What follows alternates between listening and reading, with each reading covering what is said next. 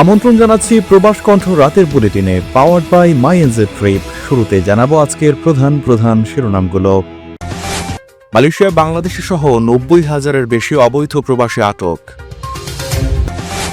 আরেক মামলায় মালয়েশিয়ার সাবেক প্রধানমন্ত্রী নাজিব রাজাকের ১৫ বছরের কারাদণ্ড। এবং জাতীয় নির্বাচনে ভোট দিতে প্রায় ৩ লাখ প্রবাসীর কাছে ব্যালট প্রেরণ। দেখছিলেন শিরোনাম, এবার বিস্তারিত। মাইএনজে ট্রিপের বিটুবি পোর্টালে আপনারা এখন থেকে পেয়ে যাচ্ছেন হোটেল ফিচার। 2 মিলিয়ন প্লাস হোটেলের অ্যাক্সেস আপনি পেয়ে যাবেন, যেখান থেকে আপনি বুক করে ফেলতে পারবেন আপনার পছন্দের হোটেল। আমাদের বিটুবিতে আপনি পেয়ে যাবেন ইজি বুকিং সিস্টেম এবং সিকিউর পেমেন্ট মেথড। তাই এখন থেকে শুধুমাত্র এয়ার টিকিট নয়, হোটেল বুকিংও করে ফেলতে পারবেন myenzetrip.com থেকে।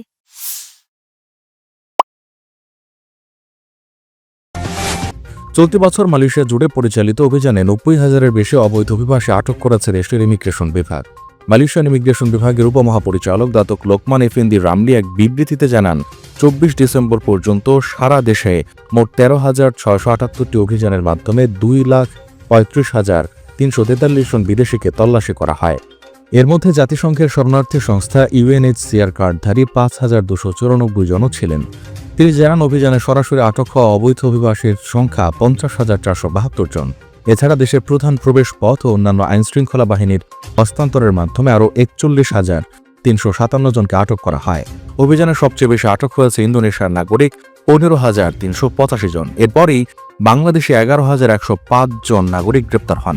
মিয়ানমারের ৯,৭৮৯ জন, ফিলিপাইনের ৪,৩৬৫ জন, পাকিস্তানের ২,৪৯৭ জন, ভারতের ১,৬৩০, থাইল্যান্ডের ১,৪৯৩, চীনের ১,০৩৮, ভিয়েতনামের ৯০৯ জন এবং নেপালের ৬৬৯ জন নাগরিক। এছাড়া বাকি যারা গ্রেপ্তার হয়েছেন তারা বিভিন্ন দেশের নাগরিক। অন্যদিকে অবৈধ অভিবাসীদের চাকরি দেয় এবং আশ্রয় দেওয়ার অভিযোগে আটক হওয়া মালিকদের মধ্যে সবচেয়ে বেশি স্থানীয় নাগরিক ২,০১২ জন। এছাড়া বাংলাদেশ ৩৪ জন ও ইন্দোনেশীয় ২১ জন মালিককেও আটক করা হয়েছে। পাকিস্তান, চীন, থাইল্যান্ড ও মিয়ানমারের নাগরিক মালিকরাও এই তালিকায় রয়েছেন। মালয়েশিয়ায় ১০ রিঙ্গিতের ২০ ক্লাব বিস্কিট কিনে এবার গাড়ি জেতার সুযোগ। আরও থাকছে প্লে স্টেশন, 10টি বাইসাইকেল ছাড়াও 20টি আকর্ষণীয় গিফট হ্যাম্পার। অংশ নিতে আপনার নাম, ফোন নম্বর, দোকানের নাম আর ভাউচারের ছবি পাঠিয়ে দিন কিউআর কোডের লিঙ্কে। অফারটি চলবে ২৮ ফেব্রুয়ারি পর্যন্ত। অর্থ আত্মসাৎ ও পাচার মামলায় মালয়েশিয়ার সাবেক প্রধানমন্ত্রী নাজিব রাজাককে ১৫ বছরের কারাদণ্ড দিয়েছেন দেশটির আদালত। শুক্রবার দ্য স্ট্রেইট টাইমসের প্রতিবেদনে এই তথ্য জানানো হয়েছে। এতে বলা হয়, মামলায় সাবেক প্রধানমন্ত্রীর বিরুদ্ধে তার ব্যক্তিগত ব্যাংক অ্যাকাউন্টে প্রায় ২.৩ বিলিয়ন রিঙ্গিত বা ৭২৭ মিলিয়ন সিঙ্গাপুর ডলার স্থানান্তরের অভিযোগ আনা হয়েছে।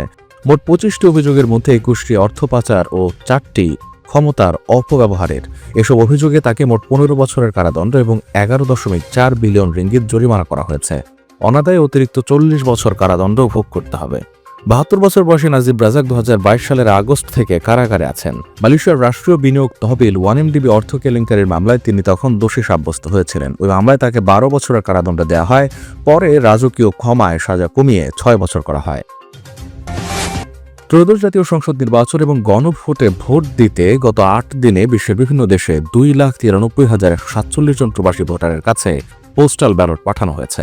শুক্রবার সন্ধ্যায় এবং গত ৭ দিনে বিশ্বের বিভিন্ন দেশে প্রবাসী ভোটারদের কাছে পোস্টাল ব্যালট প্রেরণ করা হয়েছে বলে গণমাধ্যমকে নিশ্চিত করেছেন প্রবাসী ভোটার নিবন্ধন বিষয়ক out of country voting system and implementation প্রকল্পের টিম লিডার সালিম আহমেদ খান।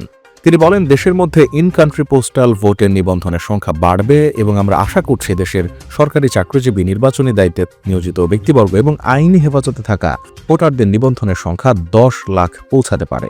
নির্বাচন কমিশন সূত্রে জানা গেছে, শুক্রবার বিশ্বের বিভিন্ন দেশের মোট ৫৭,৩৬০ জন প্রবাসীর কাছে পোস্টাল ব্যালট পাঠানো হয়েছে।